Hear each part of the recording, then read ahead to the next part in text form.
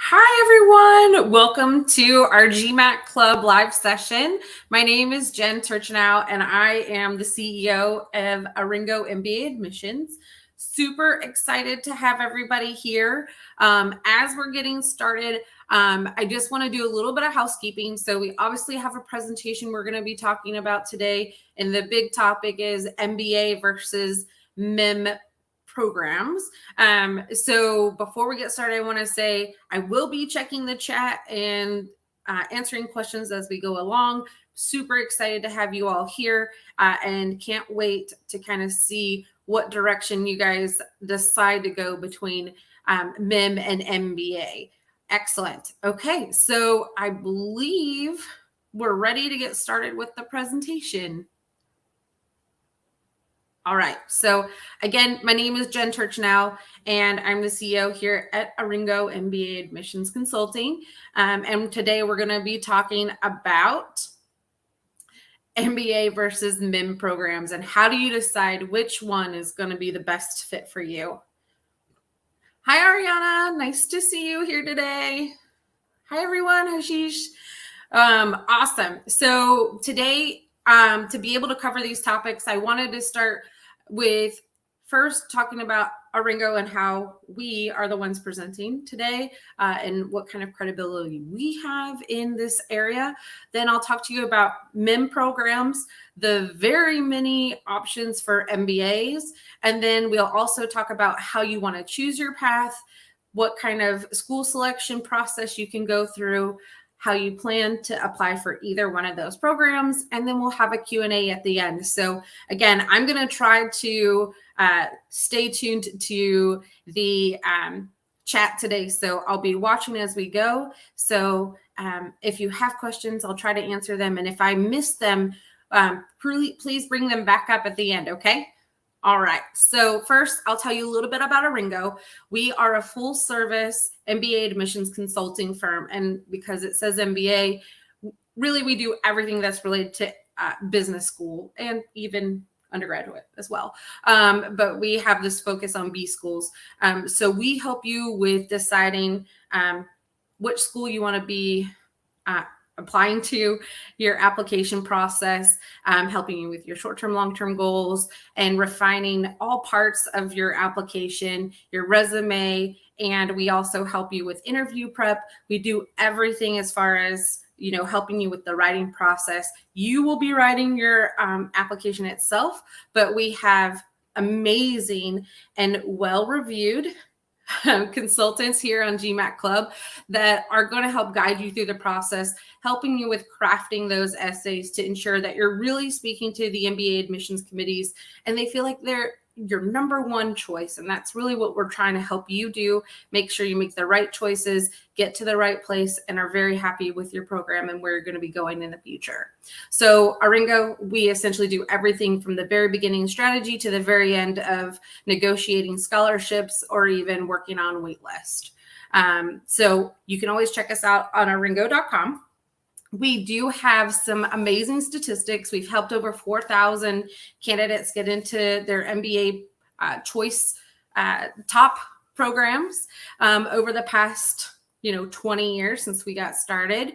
We were founded by Gil Levy, who actually got into Wharton with a 650 and realized that there's something more to an MBA application than just your GMAT score. So that's kind of how ARINGO started, and where we're focused on is really presenting who you are to the committees. And as you can see, the admissions committees really appreciate seeing what our candidates have to offer. And we do have quite high statistics as far as our admissions rates compared to the top MBA programs across the globe. So let's get started. I know that we already kind of posted about tell us where you're from, but if you guys don't mind sharing your location, and then as of right now, what program are you considering? MIM, MBA, executive MBA, or maybe undecided or other at this point? So right now I see lots of folks from India, Dubai, Tejas. You were applying to MIM programs before, and we'll be talking about 2023. Absolutely, we'll be covering that today as well.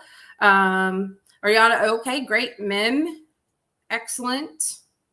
Anybody else out in the audience today want to share where they're from and what programs they're interested in? All right, well, don't be too shy. I'd love to talk to you guys today, and it makes it a lot more fun when you guys chime in with us. Okay. Oh, good. I'm glad Evan's here today as well. He's always going to make things fun. And then, okay, hi, you're from Vietnam. I love it. Thank you so much for joining late in the evening for you guys. So I appreciate it. All right. All right, Sharad. All right, perfect. And then I do see, again, a lot of locations, but, let me know what programs. We have an MBA candidate. Of course, lots of Indians want to do their MBA. They're the brightest. Don't tell anybody I said that. They're one of the brightest populations when it comes to MBA applicants. So, of course. All right. So, again, chime in as we go along. So, first, I want to start talking about MIM programs or Masters in Management. One thing that you'll learn throughout this presentation is that every single school calls their Masters in Management program something else. So you'll see MIM, Masters in Business Management, Masters in Management, Masters of International Business, Masters in Management Studies. So they all label it different, which makes it slightly complicated when it comes to trying to just do a quick search of what the top programs are. But I'm going to help you with a quick way to kind of look at the rankings. But it also makes it a little bit harder when you're trying to figure out where you want to go. So just know that it has many names, but basically all of these programs are going to be focused on folks with little to no experience. It's a short 9 to 12 month program that was going to give you a focus on the foundations of business. So you're going to get to learn about accounting, marketing, finance, all those really fun things, and get a broad overview of business and how they operate, or each one of those different functions operate. And then maybe kind of like the management side of it as to, how they work together, so that once you're in your specific function, you know what the other teams are doing. And so it makes you even better and a more competitive candidate of understanding what your teammates are doing when you have to work across the organization. So these programs do offer limited customization. They're typically going to have a pretty cookie cutter type of curriculum, again, with those foundations of business. And then they might let you select maybe up to 3 electives to kind of specialize or learn more about a specific area like finance, supply chain, marketing, those types of electives that you can really kind of start to drill down on. But because it's only 9 to 12 months, there's not a lot of time for them to give you a lot of electives. But I would encourage you to definitely explore lots of those different options to see what you're really thinking is going to help you as far as your career goals. Beyond that, they're always going to be helping you learn by application. So typically you're going to have projects throughout the entire curriculum, and usually there are live learning labs or applied projects where you would actually have a true business client. Sometimes those are different nonprofits or organizations in the community as well. So you'll get a lot of hands-on experience during the MIM program to help you with kind of bridging that gap of, I don't have experience yet, but I've had this experience working for this company consulting on this project. So when it comes to the admissions criteria and what these MIM programs are looking for in a candidate, relatively low years of work experience. You could actually go into a MIM program right out of your bachelor's degree. That's typically one of the main components that they're looking for, is that you have a bachelor's degree and typically having an exam score. So GMAT, GRE. Sometimes there are a little bit of waivers, one or a couple other things. So while I say that you could do this right out of college, you could also do this if you have a very focused degree and maybe a couple years of experience. So let's say you got a degree in art history, and you've been doing research for, maybe even like 2 to 4 years, but you want to make it to that next management level, then the MIM program actually is still applicable and very helpful in helping you get to that management side. So, you don't necessarily have to be on the very low end of years of work experience. What I would say is that you can't surpass the knowledge that's going to be offered in the curriculum before you start the program itself. So, if you had 10 years of work experience, it might not be super helpful to do a MIM program because you likely already have been exposed to the different parts of business and really understand how they work, and you should maybe consider an MBA. So beyond that, I'll say that there are some differences between European and US MIM programs. The US programs, again, seem to be a bit more junior, 0 years of work experience, but the European schools tend to be a much more focused on like global and international business exposure. And so they have a bit more, I would say like a bit more of a higher caliber of experience when it comes to what you're getting at a low end of work experience and what you're getting as far as the the credibility of the program and what you're bringing to the table once you do start that job and in the recruiting process. So now I will talk to you about the MIM rankings. So if we look at this list, we'll see that University of St. Gallen actually has like the highest ranking, and it's in Switzerland. And you make a pretty decent salary coming right out from 1 year of a master's degree. And you'll see that it has a focus on international management. And then you'll see many more of those programs are going to have some sort of international or global presence in their name. And again, we also look at this list and we can see that we're kind of missing some of our US friends. All European schools here were UK. So here is a kind of quick list of MIM programs that are in the US. Quick poll for the audience. How many people are interested in getting their master's in management in the US or in the UK or Europe? Anybody looking for the US? Anybody looking for Europe? All right. And Sharad, I see, definitely can understand the confusion between MBA and MIM, and we'll definitely be talking about the age differences between these programs to kind of help you with narrowing that down. So again, if you go back to the Financial Times, they have this great ranking, and it's mostly going to be in the European UK space as far as rankings go.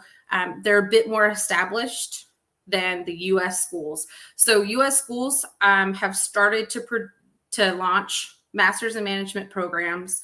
And you can see quite a few key names in here. So when we look at them, like Kellogg is here, Ross, Duke, Columbia, a lot of the M7 are right here offering MIM programs. So when it comes to a MIM program, depending on where you want to be, might be how you decide which program you want to choose. So if you are thinking you want a high profile career going to consulting, then school name might be something that's really important to you. So Financial Times rankings, or the rankings we just looked at, they might not be as relevant if you're looking to go into consulting for MBB in the US.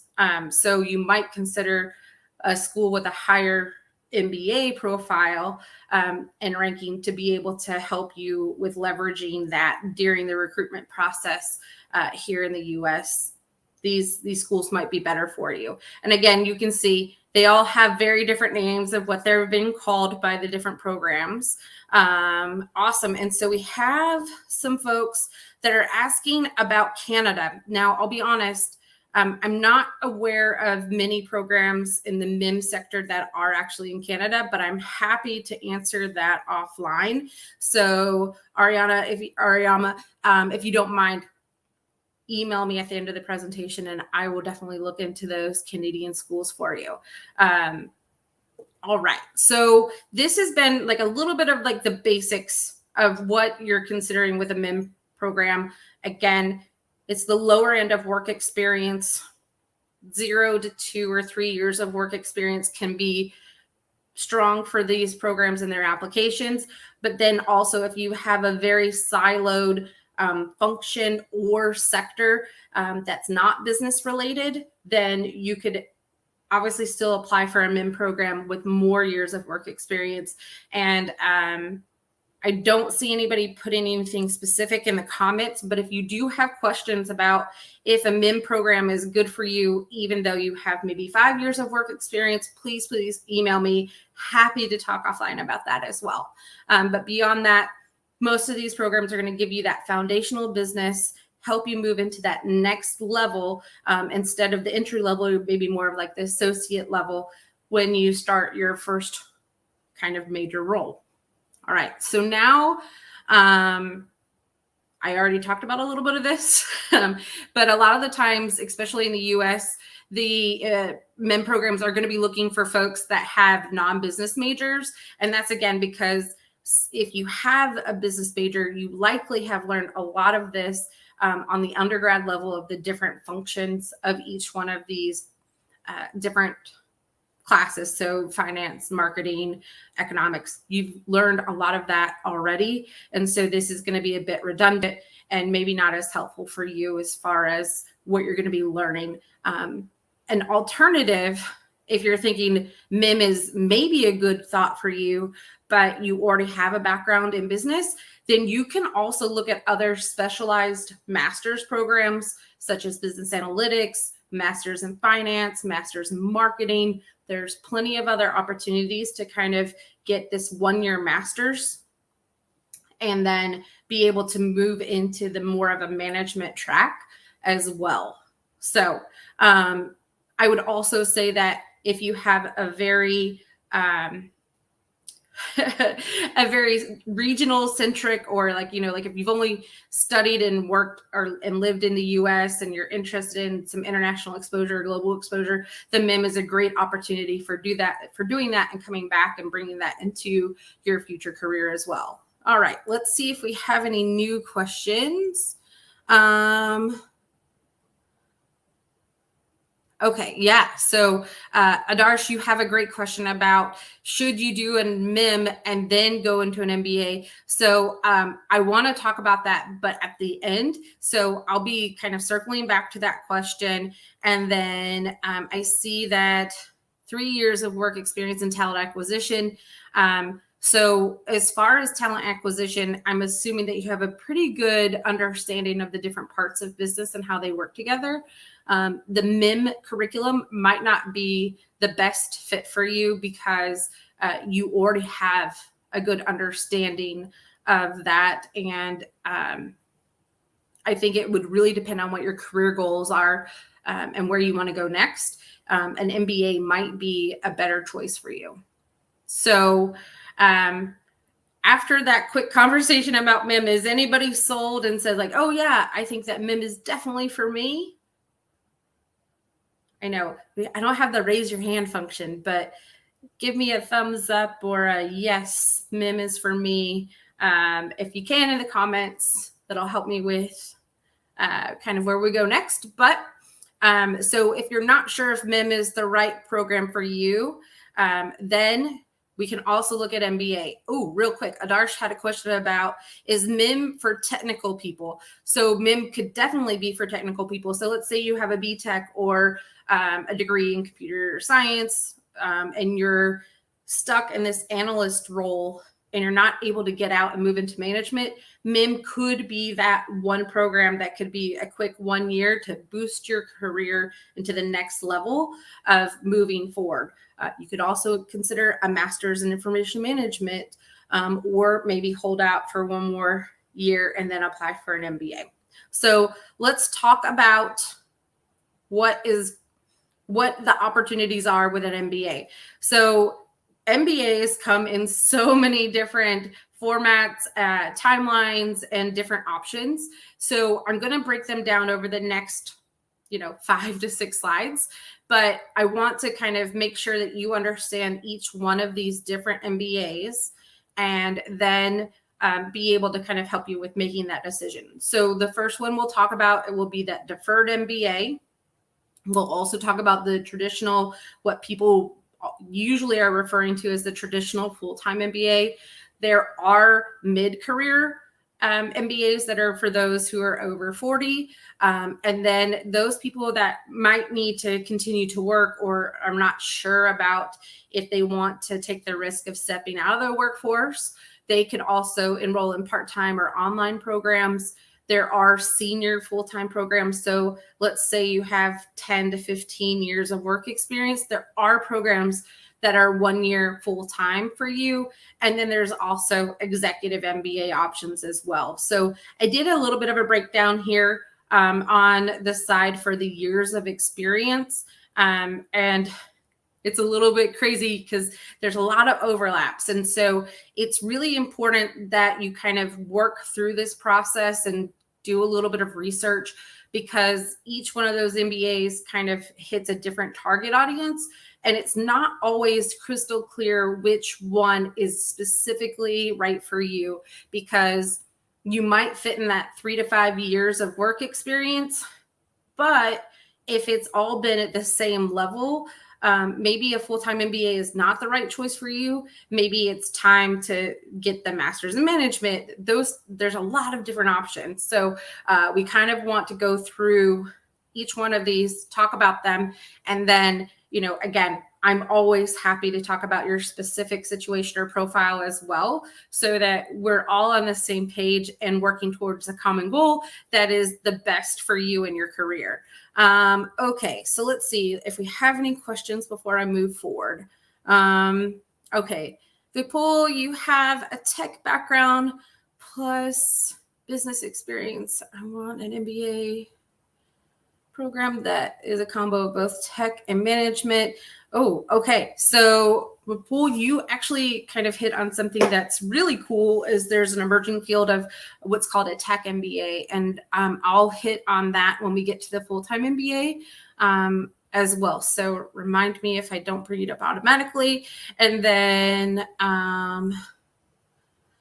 talking about gap years for applying for a MIM. Okay, so Tejas, let's talk about the gap year at the end, just so that we can talk about timelines and planning out your application. So I'll circle back to gap year at the end. Okay, so first let's talk about deferred MBA. Well, okay, actually, I'm so sorry. I jumped ahead.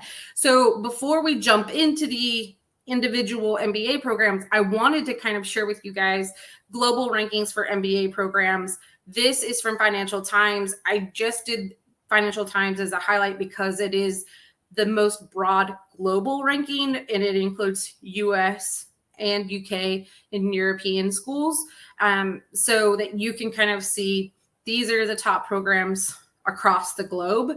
But then if you want a bigger dive into US, specifically US News and World Reports, and The Economist will also give you a little bit more of that.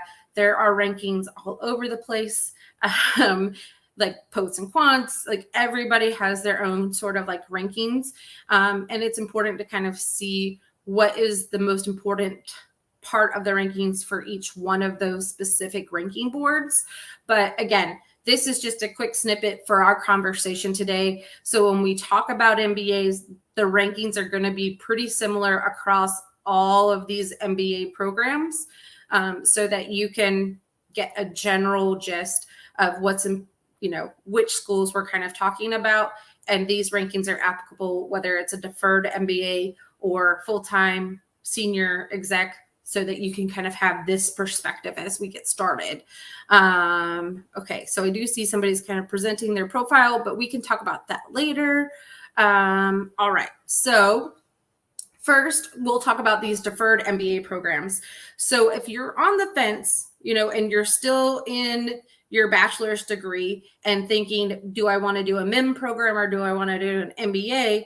You could also consider a deferred MBA. So deferred MBAs allow you to apply for an MBA program while you're in your final year of your degree. And so they're very competitive. A lot of the times the schools are trying to attract the non-typical MBA candidates during this process. So they're really focused on STEM. They are looking for GMAT GRE scores that are relatively high, like looking at 730 plus, 325 on GRE and higher. They're looking for lots of leadership experience, community involvement, and that can be shown through internships, clubs, and organizations on campus or off campus, volunteer work. Maybe you started your own business, even if it didn't last. It is still something very relevant to this application. So the other, like when we take into perspective that an admissions committee is looking at your application to start an MBA in the next 2 to 4 or 5 years, they don't really have work experience to gauge to say like, oh yes, he or she has the right work experience to be part of our MBA. What they have is your current track record of your academics, your aptitude for the program through your GMAT, and then the demonstrated leadership that you've shown throughout your clubs and activities. And then they're also looking for a solid plan for what you're going to do after you graduate, because they're placing bets on you and saying this person's right for us.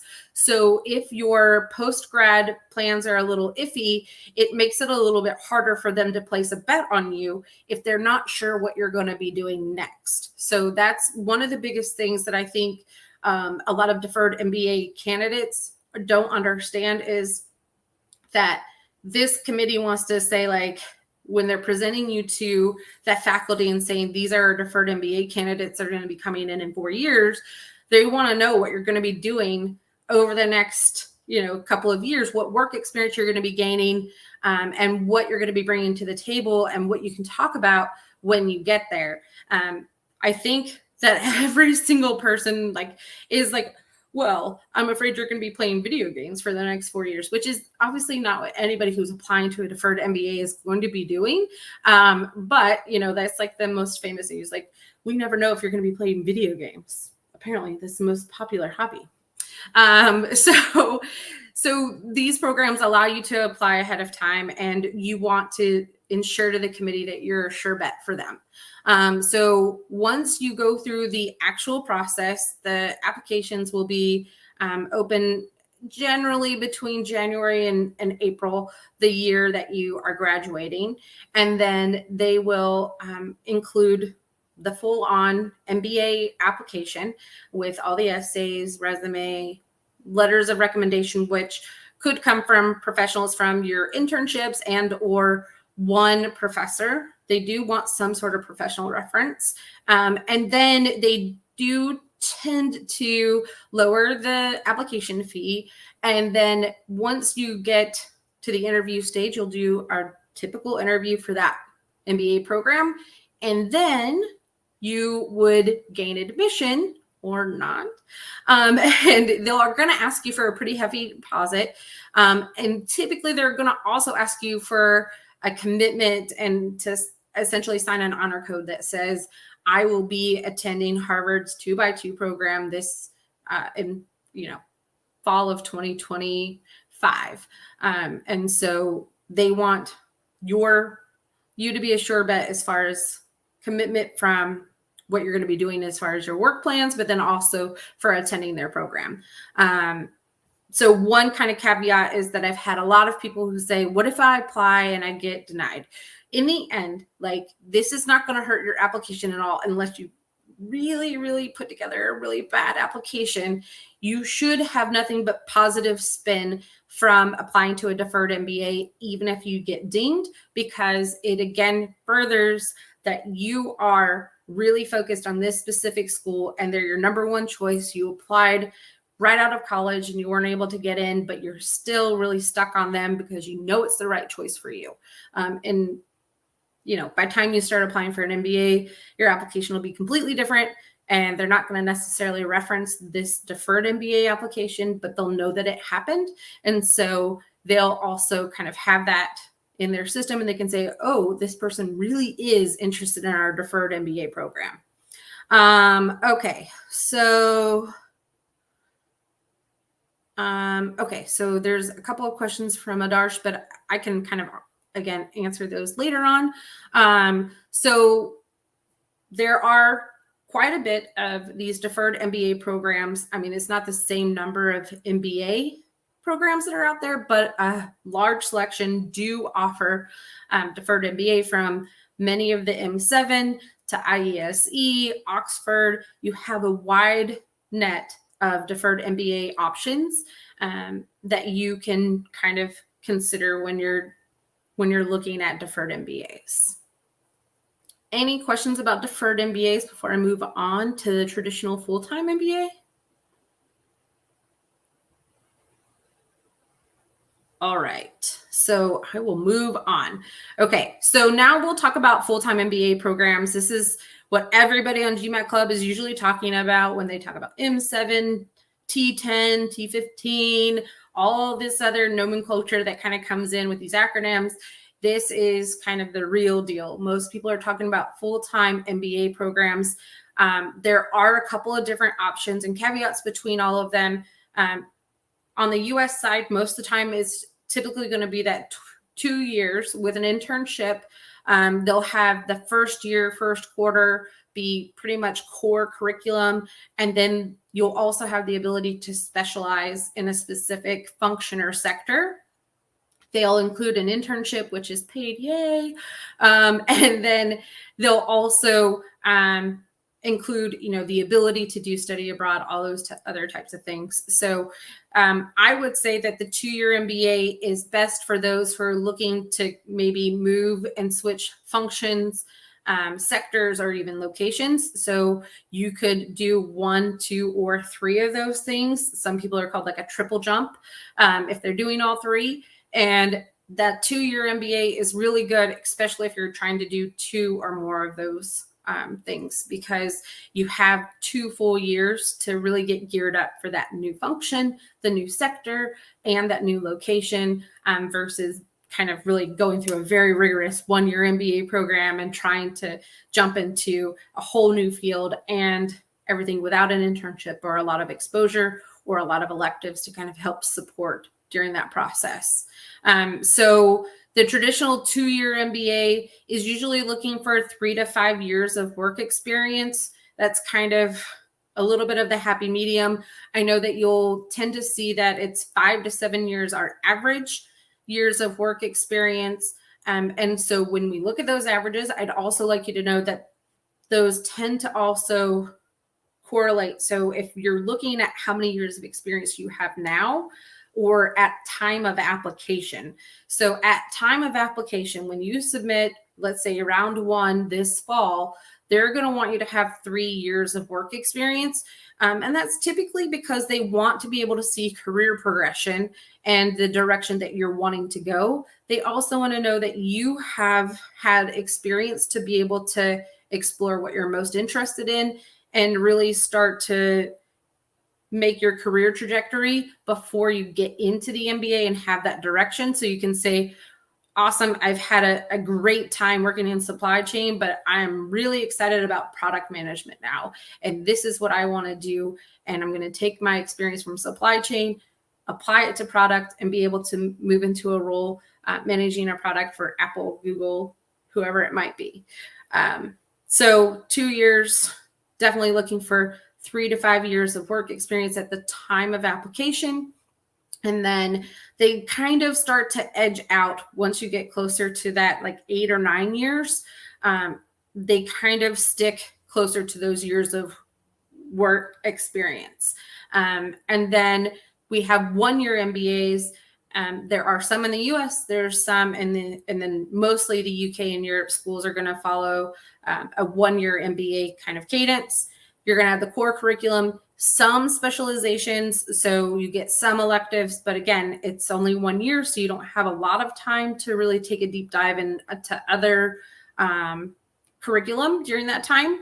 And then it's definitely best for those who are looking to accelerate in their career and move forward. So if you're looking to move up on the management level or looking to level up, let's say that you've been consulting for one of the big four and you want to move into the MBB space, this is definitely one of those ways to jump into that next level or next tier of employment.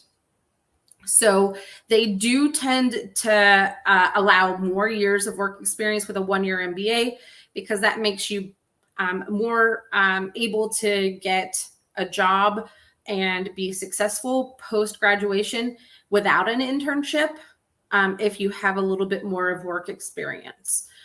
So 1 year versus 2 years. And so earlier, somebody brought up having a tech background and also looking at MBA programs. So there are, I think, about 3 or 4 different tech MBAs that have emerged over the past 3 to 5 years. And so New York or NYU Stern has a tech MBA.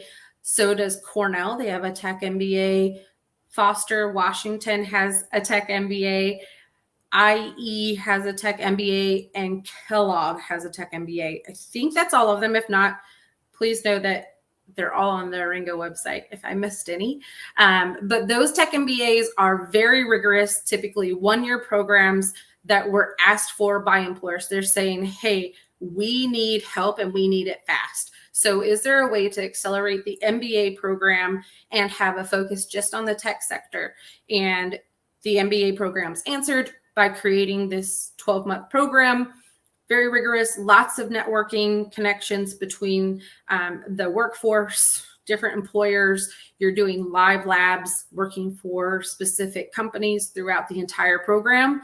The folks that have worked with ARINGO in the past and are in those programs or have graduated from those programs, if we ever try to reach out and check in, they're like, I am so busy. I don't even have time to really think about anything outside of school and recruitment. So, and I believe that almost all those programs have like a 99 or 100% employment within 3 months. So they're definitely in demand and a very interesting option if you're wanting to mix your tech background and MBA and move on to the future. Also, some of them have a bit of a fintech background or a fintech focus. So that's another opportunity if you have a niche sector that you're really interested in. That fintech is definitely a cool way to kind of get into those 1-year MBAs and break into that field and get into it very quickly with a strong ROI. Okay, so Ashish has a question about 2 years of experience in IT and 10 years of experience with your own startup related to tourism. Oh, good question. So Ashish, I do have some more questions for you. Happy to talk about it offline if you can't answer really quickly. But so the 10 years of experience, let me ask you, when did you graduate from your program, from your bachelor's degree? Because this is actually what admissions committees are going to be looking at. It's going to be years of work experience post-graduation from your bachelor's degree. And so if you graduated from your bachelor's degree in 2015, now you have 17 years of work experience, or sorry, 7 years of work experience, sorry. But let's say that you got a master's degree as well, then you can also subtract that year that you were in your other master's degree program too. So then now you might have 6 years of work experience. Okay, sheesh, 10 years or 2010. So you have 12 years of work experience. I think that we're going to be coming up on some other programs that are going to be a better fit for you. They're called the mid-career and or senior career programs. And so just stay tuned for that. Nikhil, you asked about STEM MBAs. So ARINGO has our own kind of page dedicated to STEM MBAs, so you can find the full list there. But a lot of full-time MBA programs are now STEM certified in the US, allowing you to have not 2 years of OPT, but actually 3. So you'll have an additional 12 months of OPT, after you graduate, or I'm sorry, an additional 24 months. In the end, you get 3 years of OPT after you graduate and stay in the US without having a direct sponsor for an H-1B. So STEM certified, almost all programs are at that. When we talk about the top 25, top 30, most of them will have that STEM certification. Sometimes they have a very specific specialization that you'll have to follow. So definitely make sure that you look at the details on that, because they might require that you do the business analytics program to be certified for STEM OPT extension. So just, make sure you follow those caveats, because if you're really interested in maybe supply chain might not have enough of the mathematical or technical criteria for the STEM certification. So just pay attention to that whenever you're looking at STEM certification. And then I do know that UK does allow folks to stay for an additional 2 years post-grad from the MBA programs. And I just learned about a really cool program that the UK is going to be launching. I'll try to send out some information in the comments once GMAT Club posts this. But UK is now accepting outside or international MBA programs for a 2-year stay in the UK after you graduate, even if it's not a UK school, which is very interesting and exciting. So I'll make a note to kind of add that. And then, okay, so really quick, Elena, you have 11 years of work experience after your bachelor's plus 2 master's degrees from 2 different countries. Wow, lots of education. I think the biggest thing for you is to kind of determine what your career goal is before you decide what MBA program is going to be right for you. Because if you already have 2 master's programs, the MBA committees are going to say, what can we add to this? And that's going to be a very big question for them. And I believe that in the next couple of slides, you're going to find a couple of mid-career options for MBA as well. So, okay, so we covered full-time MBA. Now we're moving on to part-time and online MBA programs. So essentially, these are programs where you're going to be working and going to your MBA program, whether that's online or in person. They usually offer a curriculum with some customizations, electives that are going to really be catered to what you're wanting to do next in your career. The best thing about any MBA program is that they all say the same thing on the degree. They never say, oh, it was a part-time MBA from Columbia. They all just have a degree that says MBA. So when you go to put it on your resume, no matter if it was online, part-time, executive, or full-time, then you can just put Columbia MBA. You don't have to designate that it was part-time or anything like that. There should be no discounting the credibility of your degree, no matter how you got it, because most MBAs are going to offer the same curriculum, just in a different modality by the same faculty throughout the entire program. It's just in a different way that better meets your needs. So a lot of the part-time programs are going to be evening and weekends. And some of them will offer them in a modality where you can come specifically on like Saturday and Sunday. So it is legitimately a weekend. Some of them will be in evenings and weekends, or Tuesday, Thursday, some Saturdays, based on the cadence of the program. And so you really do kind of have to be local to be able to attend those programs. The years of work experience is going to be much broader for these programs. And it's really because you're going to be working. So you have direct application of anything that you've learned throughout the program.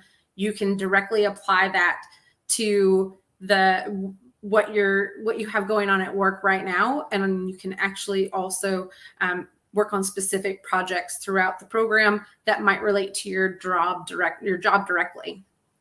So as I was mentioning, so those weekend or module schedules are available at Kellogg Booth and Haas right now. So I was also reading the NYU this morning. Sorry, I didn't update this, but NYU and Haas now are offering part-time MBA programs that are essentially fully online, but they don't use that terminology because you do have to come to campus for a couple of reunions and class meetings. But for the most part, the entire curriculum and courses are actually online and or have the option to be in person, which is a really neat concept that has come about from the COVID and having to work remotely and go to school remotely. One really positive thing is that schools are rethinking how they deliver their curriculum and able to offer kind of a hybrid option as well. So I think it's a little bit self-explanatory, but obviously the advantages of these programs is that you can work at the same time, have higher ROI because you didn't step out of the workforce, didn't have to move, those types of things.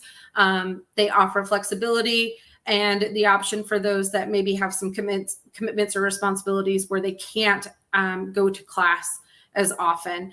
And then these programs do tend to offer some sort of exam waiver that might be like some schools, if you are an alum of that school and made a certain GPA, then they'd waive the GMAT, or if you have X number of years of work experience, then they might also waive the GMAT or GRE as well. Okay, so let's see. Let's see if anybody else has any other questions that are new. Elena, you're definitely adding some information for me here, and we'll be talking about that next. So this is kind of the next section is really MBA over 30, right? So mid-career MBAs are typically made for those folks who have closer to 10 years or plus work experience and are looking to get their MBA, but have aged out of the traditional full-time MBA arena. So they usually are 1 year full-time. They're going to be fast-track curriculums that are going to be really dedicated towards helping you get to that next level in your career as far as management goes. And then you're going to have, I say, hyper-focused career advancement, but what it is you're going to have a career center that's not necessarily going to be hosting a ton of recruiters on campus. They're going to be very focused on helping you with your career goals and what's next in your career goals so that you can have very targeted career searches. And they will help you with, those 7 different types of resumes you have to have for each different job. They're really going to be really focused on helping you specifically and not you as a broader class, because you'll have much different needs than a typical full-time MBA class who are all looking for very similar jobs, just different sectors or functions. So some other options here are the the Cornell 1-year MBA. A caveat really quickly about the 1-year MBA there is that they do require that you have another degree or certification. So again, make sure that you're always looking at what's required.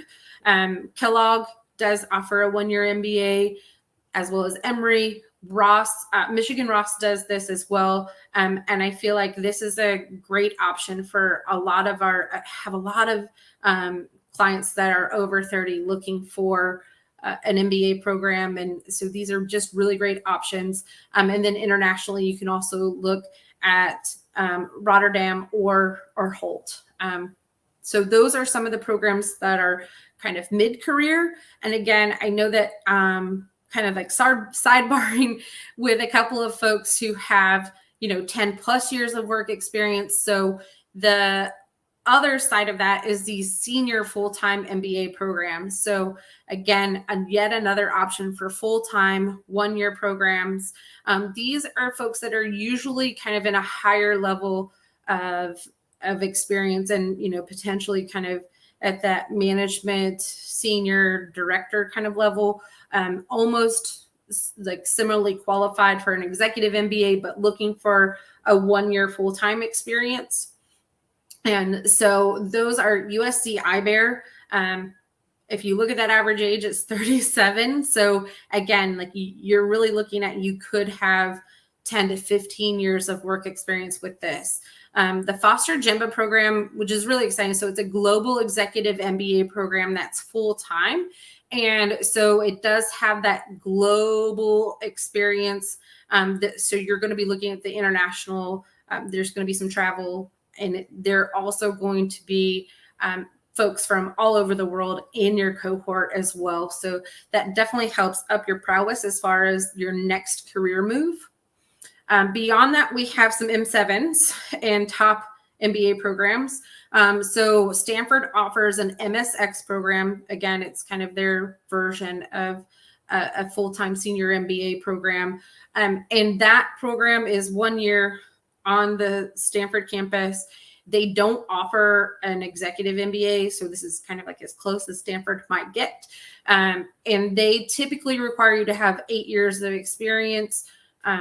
And so you can definitely, they're kind of on the lower years of work experience required when we're talking about this high caliber. Definitely a great option for folks that are looking for that next step and tend to lean a little bit more towards entrepreneurship. They do have the startup garage. There's a lot of really cool factors that go into the Stanford MSX program.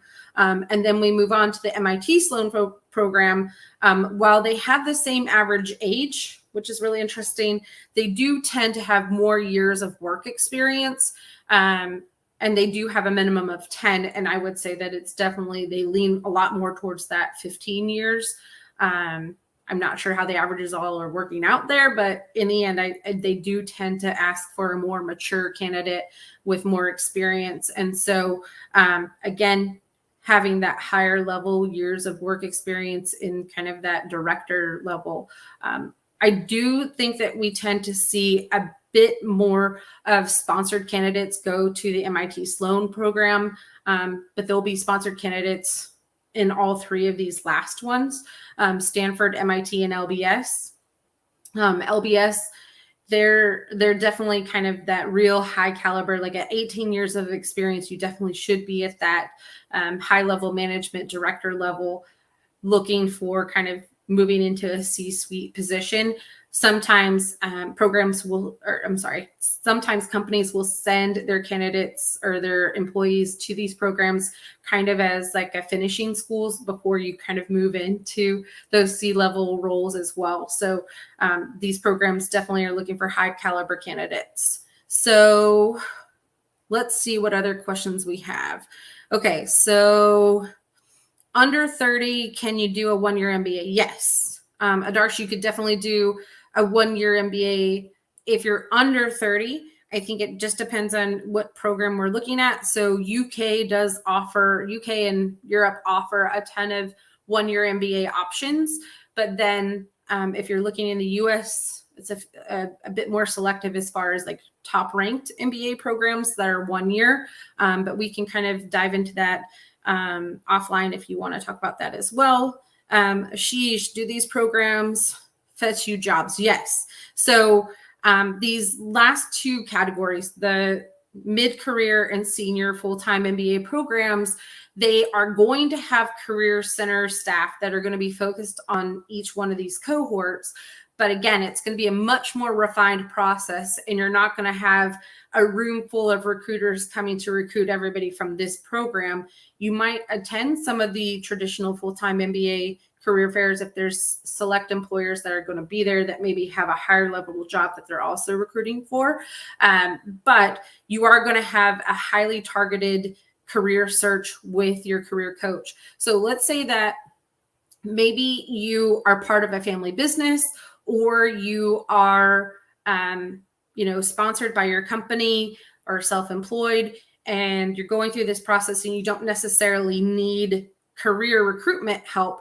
They will actually help you with more of like executive coaching, like with your public speaking, presence, different types of things like that as well. So the career services aren't just limited to just career or like for job search, but they're also there to help you with other parts of your career search that are a little less direct as far as like public speaking, presence, those different types of things that you're going to want to also acquire along the way that are, I guess, soft skills.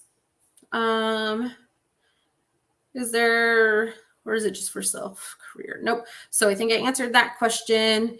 Grish, what kind of experience is expected for 1 year senior MBA experience, 1 year senior year programs? So when we go back, and I'm sorry, I'm going to go back in the slides so we can kind of look at this table a little bit more. So looking at the years of experience for the mid-career, it's 7 to 12 years of experience when we're kind of in that zone. Again, you're kind of maybe potentially had some management experience or a couple of promotions, but haven't made it to that next level of maybe director level. And so that's kind of the difference between the mid-career and the senior full-time MBA programs. That work experience, again, they overlap very easily. And you could apply to programs that are in both of those categories.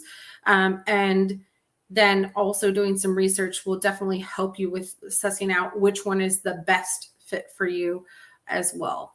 Okay, so pardon me as I skip back forward. Dun, dun, dun. Okay, so the last category of MBA programs that we're going to talk about is the executive MBA. So they're definitely looking for 8 to 10 years of work experience at a very high level. They want you to have experience managing people, budgets, and having very strong leadership experience going into an executive MBA. And the reason is that the curriculum for an executive MBA starts to shift from being foundational to be much more like transformational. How do you lead an entire organization with these different departments, and how do you lead them to go towards the goal or towards the vision that you might be setting forward? And so you don't necessarily need to know the nitty-gritty of how accounting works, but you need to know how that accounting team functions, maybe even like the personality, getting into the psychology of things, and then how it interrelates to each one of the teams along the way, so that when you are doing the goal setting and the vision, setting your vision and mission, everything for the company, that you really can understand how each one of those teams works together and independently, so that your goal and vision are succinct for everyone, but then also you can help each one of your next in line with directing their departments or their divisions, whatever it might be. So you're helping the entire company move along that line. So it's much more towards the strategy side of things. So you're going to be working at a very high level, and they want you to have that experience prior to the executive MBA so that they know that you're ready for taking on this next level of thinking, because you've mastered what your business entails.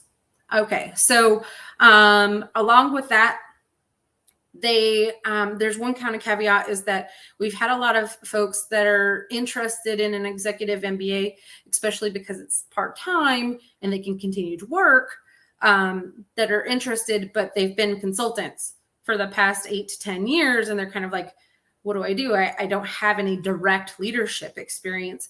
But we do find that top MBA programs, and I'll tell you, I had a gal 2 years ago get admitted to 5 of the top MBA programs, which includes Wharton, Columbia, NYU, Kellogg, and Booth.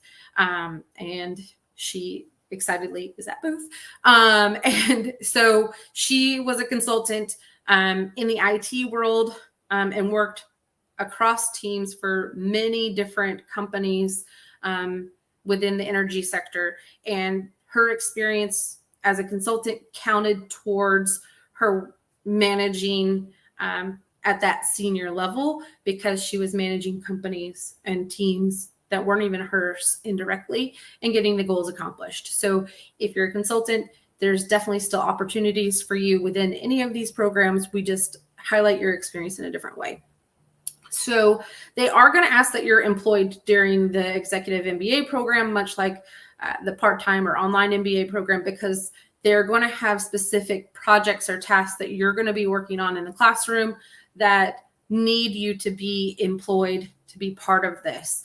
And so they will also be asking you to get a letter of support from your company saying that they are, here to help you, that you can do the travel and be in class at certain times of the year, whether that's in modules or if it's on Friday and every other Friday and Saturday, right? So depending on what those are.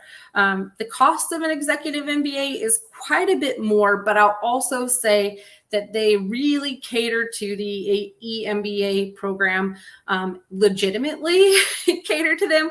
So typically when you arrive on campus, your breakfast, lunch are all provided. They're catered. You usually get an assigned parking spot, all kinds of really fun perks about the executive MBA, so that you don't have to worry about the tiny details. You just have to worry about getting to class.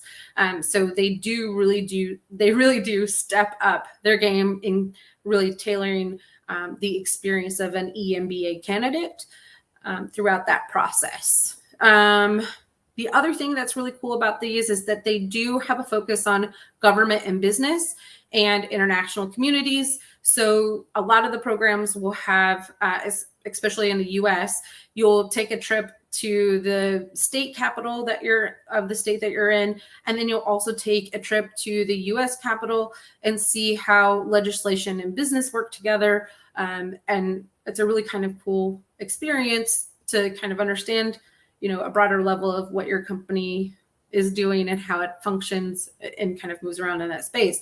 And then beyond that, there'll also be an international or global trip that will be part of that. And so they switch that up every year, go to a different country, and learn about their economy and how they work, so that you can think about your business on another level.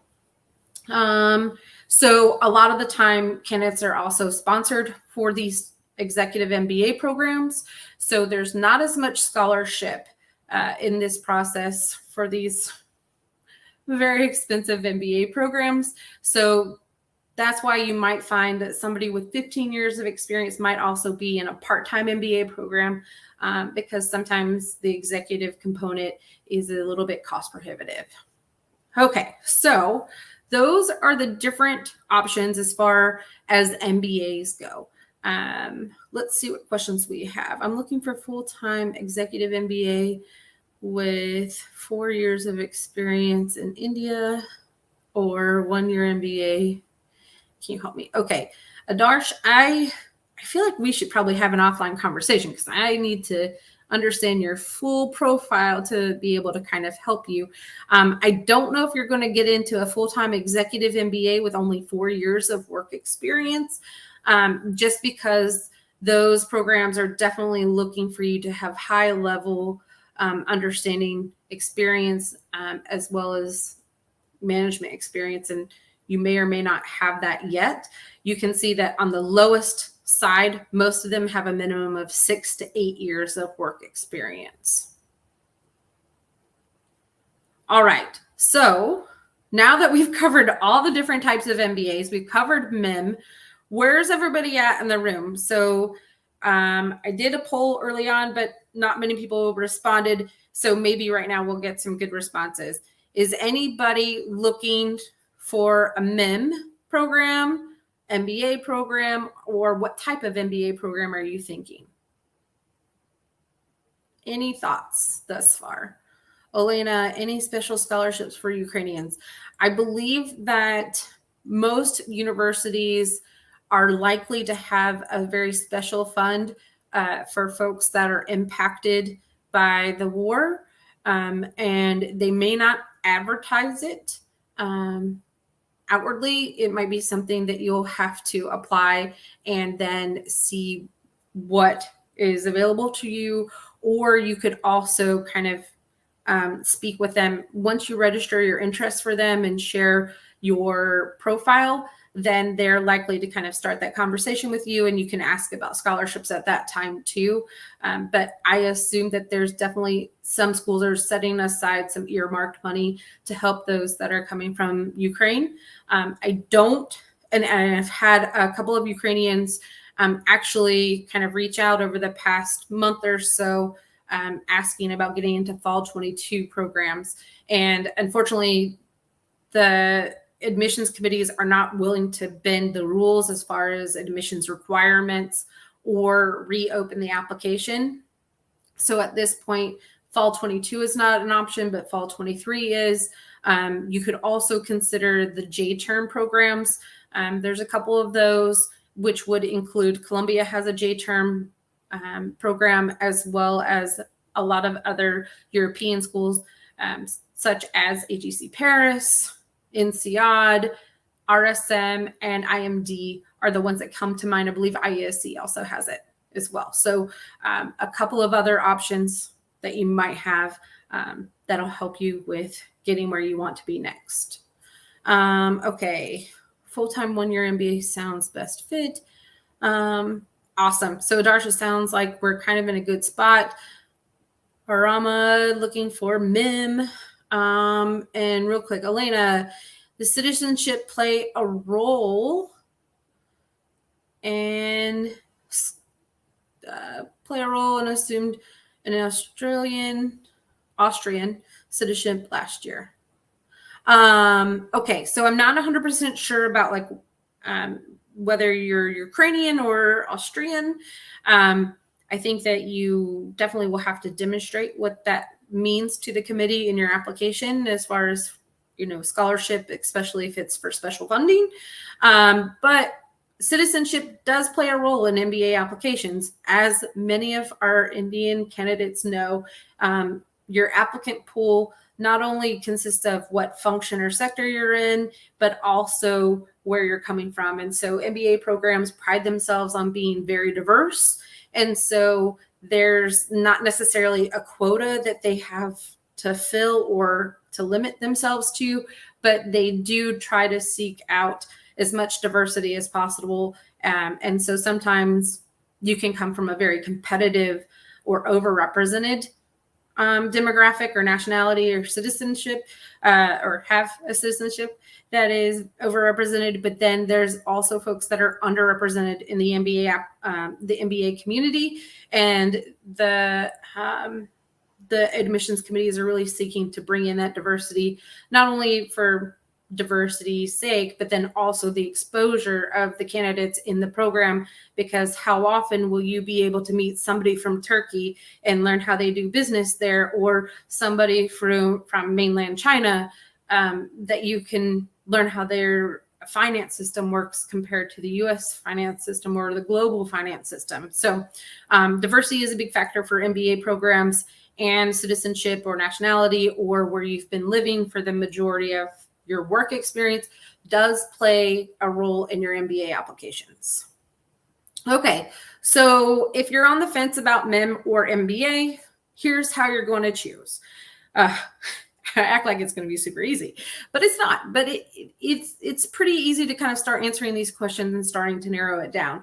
So you want to think about where you are right now. So if you're currently working and within your role, think about what your next steps are within that company, or, even if you were to switch companies, kind of what that career trajectory is. If it's going to take you longer than 2 to 3 years to get to a promotion, that's where a MIM or an MBA could come in handy. So start thinking about that career trajectory and how quick you're wanting to move between those promotions.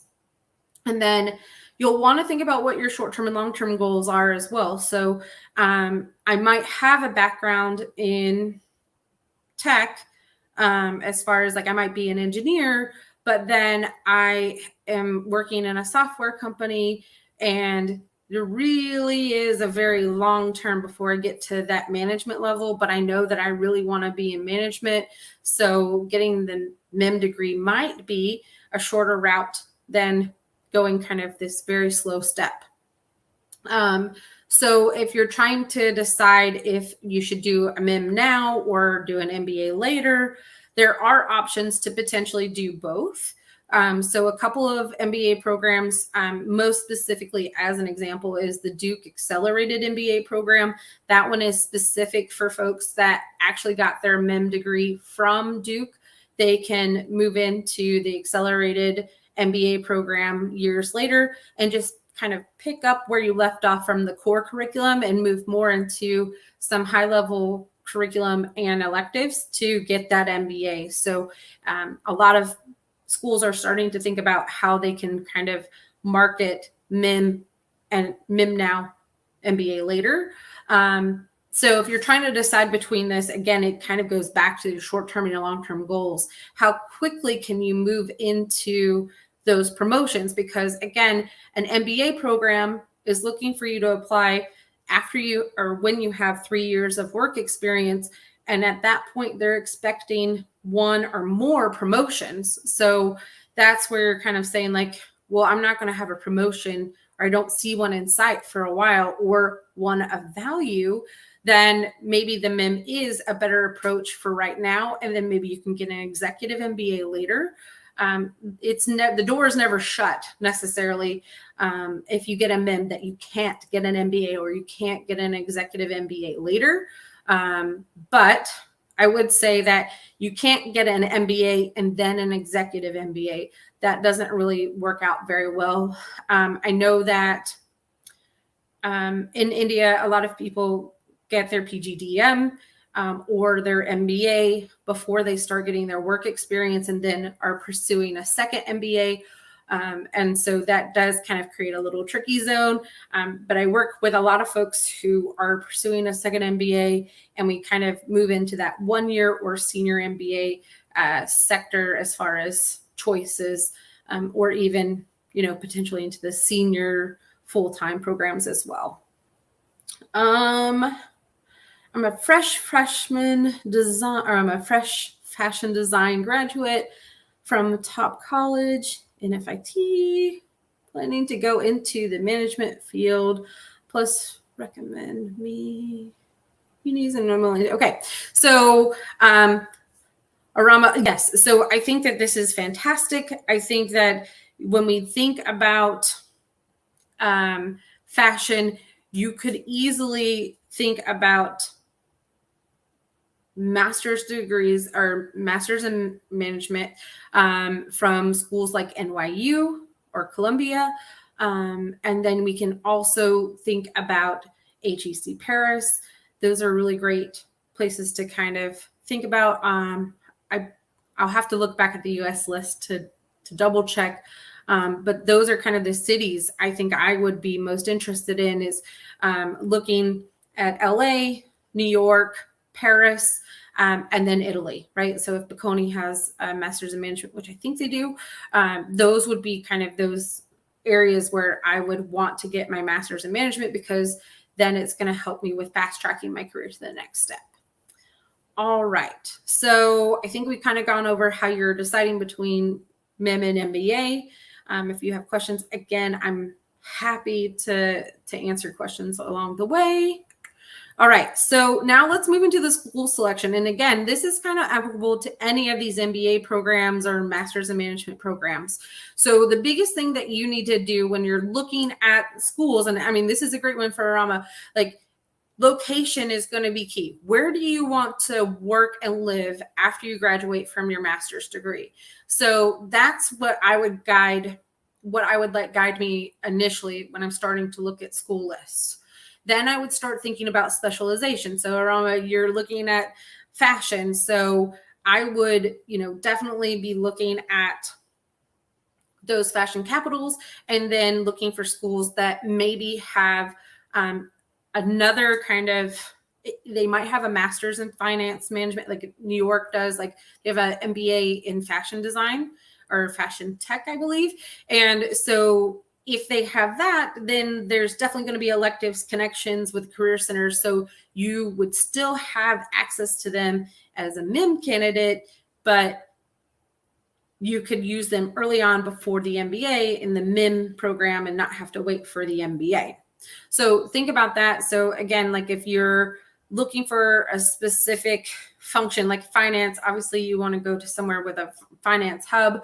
and look at those schools that have the specializations in that area. And then I would start looking at rankings, right? So this will give you a bit more direction, because sometimes I'll have folks that are saying, I want to apply to M7. Okay, so tell me, which one are you gravitating towards? I don't know, just M7. Okay, well, why M7? Because they're top ranked. Okay, that's fantastic.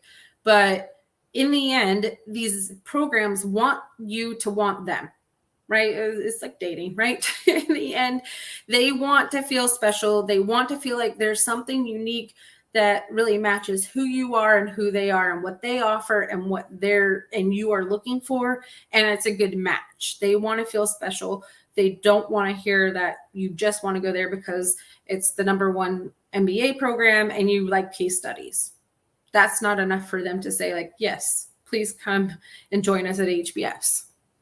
So I think that rankings should be a little bit lower on that list, because you're starting to hone in on what's really important to you and your career. The next thing is by far, I think that the employment report of any MBA program or master's degree program is like the cheat sheet. So if you just do a search of school name, program, and employment report, it's going to tell you so much. Usually you have to download a PDF, or they'll have some sort of interactive, fun web page for you to join or look at. Sometimes you'll have to register your interest. Whatever it is well worth doing the search for the employment report, because it's going to tell you who typically graduates from there, what sector, function, and employers that they're being recruited by. This is going to tell you a lot about if this MBA is the right fit for you and if you're the right fit for them. And you're going to use that information in your application to show them why you're the best fit. So by far, once you start narrowing down that list, I would physically print them out and print out the employment reports and start highlighting what is important to you and start dissecting it so that you can say, I absolutely know that this is definitely something, like a place where I can go, I can excel, I will be employed. And that's exactly what the school is looking for as well. And then I think beyond that, each one of these schools and programs have their own ecosystem. So you'll want to talk with current students and alumni to get a gut check and make sure it's a good fit for you. Like Tuck, their #1 requirement of any MBA applicant is that they're nice. Like, that's legit. Like that is a community. Duke Fuqua program, it's all about family. They want you to show that you're part of a team and part of this tight-knit community, and it's amazing. So when it comes to school selection, you're definitely going to want to make sure you talk to some current students and really determine that it's the right ecosystem for you and success. All right, so I'm going to leave this up here. Essentially, MBA or master's degree applications are going to be published the year before you want to start. And so this fall, and actually right now, MBA applications are being published for the start of fall 23. So a year ahead of time, here's kind of a quick roadmap for getting you there. If you are interested in deferred MBAs or deferred MBAs, executive MBA, or part-time MBA, those are a bit of kind of a caveat to this, that those schools will be opening their application, or you can apply essentially kind of in the same year. So we can kind of talk about all that offline if we need to kind of work through your timeline specifically. But here's kind of how you can start lining it out. If you're looking at fall 24, definitely be researching your programs, attending webinars and different events. Then make your plan for your GMAT or GRE. And as many people in this forum can certainly tell you, sometimes it'll take 6 to 8 weeks to get to a point where you're going to be attaining a score that's competitive for top programs. And typically to get above 700, you'll have to take it twice. So just planning in advance. And then, so in the late spring is when you'd start actually working on your actual applications, because they won't be published again until, then you won't be privy to what their application questions are or what they're looking for or what happened the past year really until late spring. So I usually have some students that'll start between April and June while a few applications are being published, and then start working on other applications towards July and August for September deadlines. And then during the summer, they're going to be published, and then you start working on your timeline, making a plan of action, and then start working on targeted essays, resumes, letters of recommendation for each one of those schools. And then in the fall, you submit those applications and prepare for your interview and admission. Whew. Lots of information here. So we've gone through what the MIM program is, what the various MBA programs are comprised of, the different ages for each ranges of, the different age and years of work experience ranges, and then a little bit of planning and how to select the different schools that you're interested in. So a lot of information has been covered in this webinar so far. I've answered some questions along the way, but now I'm ready for all of your questions. Arama, so you want to talk about MIM programs in the UK. So I can't jump out of this platform, but we do have our own little section for MIM on ARINGO's website. So it'll help you with dissecting which ones are in the UK. You can also look at the Financial Times rankings for MIM programs, and they're pretty much all in the UK or Europe. What other questions do we have? Yay, any questions?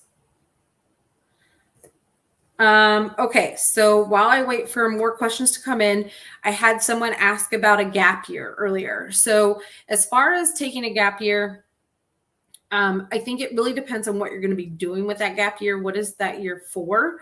In the end, it gets complicated, right? When we're talking about B school applications, they're really looking for folks with a lot of initiative, a lot of leadership. So that time that you're spending out of the workforce and out of school should be productive. If you're traveling the world, let's say that you're traveling the world with an NGO or a nonprofit, or you're doing something specific that will make sense to an application to B school afterwards. If you've already made this plan and you're doing the gap year, let's talk about it specifically with you. Again, like offline, I'm happy to kind of really go through your own personal situation and kind of see how I can help with that story. So I'm going to go ahead and put this up here. So again, taking questions, really excited to kind of hear from you guys, but I'm going to put my contact information up here because I've said it quite a few times that I'm happy to talk offline about your specific profile. And I mean it. So here's my email address. I also have a link for folks to go ahead and set up a calendar invite with me. So find a time that works on this link for us to meet and get to know each other. If we've never spoken before, please do include your LinkedIn profile and what questions you might have. That'll be helpful for me in prepping for our session. Okay, so Elena, you're looking for MIM in Europe. Definitely a lot of those options. Again, kind of refer back to looking at the Financial Times rankings for MIM because the top ranked ones are right there on that list. And you can kind of easily see them that way. St. Gallen is definitely the top of that list. And then kind of goes down from there. You can even look at, now I don't remember everybody who has a MIM program in Europe, but there definitely are plenty of them. And I may see if I can kind of quickly look it up while we wait on a couple more questions or not. So I won't do that. Okay, any other questions from anybody else?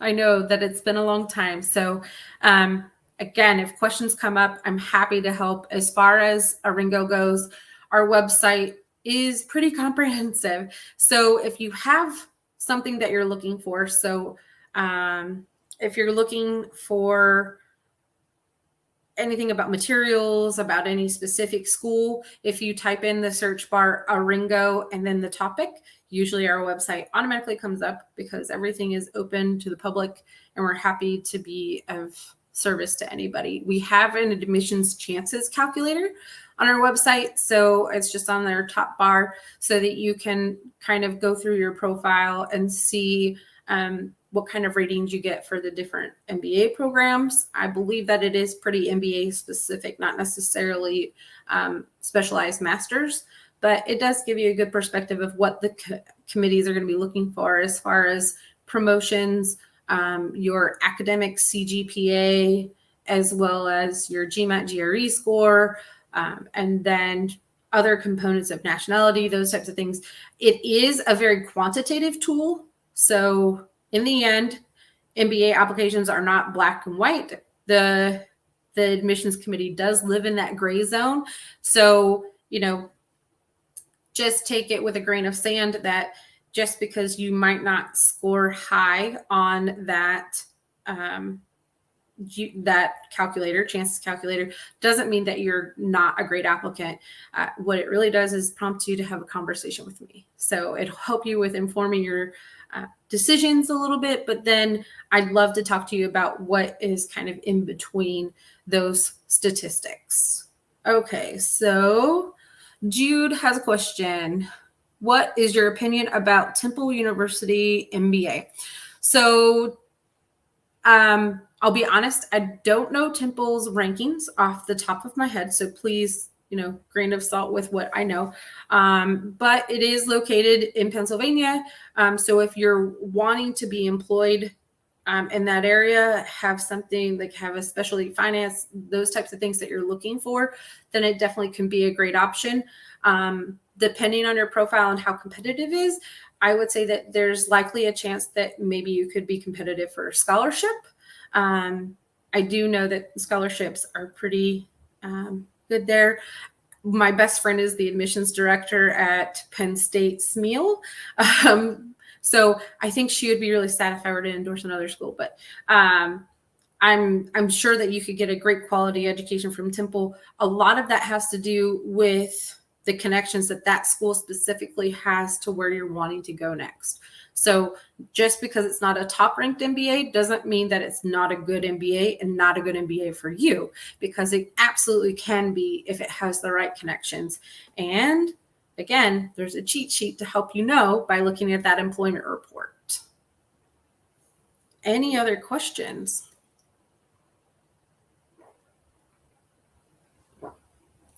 All right. Thank you so much for posting my my calendar link on here. I love it.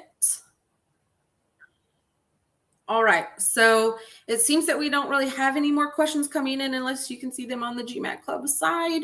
So if that is all, then I would love to thank you all for taking your time to join us today. I'm really excited to get to know more about you and looking forward to chatting with you offline. Happy to help in any way that I possibly can. Again, reach out and let me know a bit more about you. Thank you so much for your time today, and have a great day. Or maybe not. I get to hang out just a little bit longer.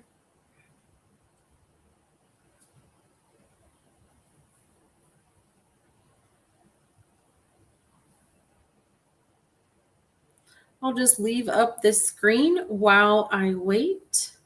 I think that I can stop my camera.